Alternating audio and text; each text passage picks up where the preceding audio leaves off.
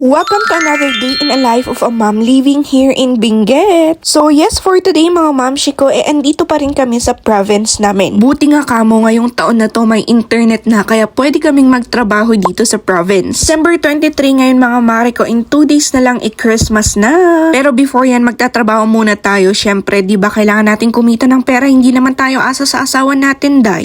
Eto nga pala yung breakfast namin ngayon, ayan, sayote na may watwat. Alam nyo ba yung watwat mga mare ko? Tapos alam nyo ba, isa sa mga pinakaayaw ko yung naghuhugas talaga ng plato dito kasi ang lamig-lamig ng tubig as in. Pati nga pagligo, Diyos ko, ayoko talaga minsan. Gusto ko mapainit yung panligo ko. Ayan, eto yung view sa labas ng bahay namin. Medyo hindi pa makulimlim sa mga oras na yan. Pumunta na rin pala kami sa sentro which is 1 kilometer away dito sa amin. Dito lang yan sa may Sayangan mga mami ko. Sayangan Atok Benguet ba? Kung alam nyo yung famous na Northern Blossom, dito yun mga mamshi ko. Kailangan ko lang kasi bumili ng diaper ni Ethan kasi nga ito ubos na. Bumili na rin ako ng snacks sa mga pamangkin ko and ng tinapay. Tapos ito, habang hinintay namin yung pamangkin ko matapos yung Christmas program nila. Grabe, napansin ko ang dami ng turista dito sa Atok. Mainly dito nga sa sentro kasi nga sentro naman talaga dito yung mga tourist attraction. After nun, syempre uwi muna kami and ito, tambay muna dito sa sala sa bahay ng tatay ko. Habang nanonood kami, pinamigay ko na yung mga gifts nitong mga pamangkin ko. O diba, simple lang yung mga gifts nila pero nagustuhan nila. Hindi naman talaga kasi kailangan na bongga ang gift. Minsan nga yung mga gestures natin, yun na yung gift na masasabi natin para sa kanila. Yung pagiging mabait man natin, ganun. And eto, naglaro na lang sila after namin mamigay ng mga gift. Makulimlim na rin sa mga oras na to pero parang hindi naman siya uulan. Medyo foggy lang talaga dito sa amin. And malamig na rin sa mga oras na to. Halos doble-doble na yung jacket mo dito kasi ang lamig. Pero may times naman na kahit ma-foggy siya, hindi naman siya ganun kalamig. Meron din yung times na ang lamig talaga. So ayun lang naman for today mga mare ko. See you on our next video.